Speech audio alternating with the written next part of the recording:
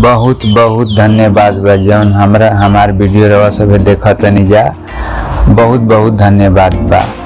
आज वीडियो रवा सब के दिखाओ तनी स्पेशल वीडियो है। ये स्पेशल वीडियो है सोयाबीन पोख्ता बनावे खातिर जौन विधि बा एकदम धीरे धीरे रवा सब के दिखाई। बड़ा सुंदर लगता, बहुत आसान से बनियो जाता।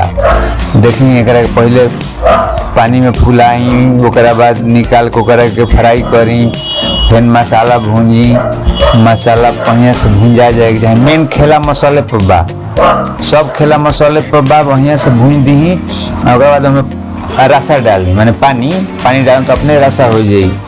और ओकरा बाद हमें डाल देवे के बा और थोड़े देर छोड़ दी। जब सब घींच ली तो अपने सब्जी एकदम माने कि गाढ़ा सब्जी होगी, गाढ़ा हुई और सब मिल गए सब खाई जा। जौन हित ना था उनको के पानी पियाई जा। और देखी वीडियो रौदा से दिखाई हम वीडियो अभी और बा, धीरे धीरे एक करके वीडियो दिखाई।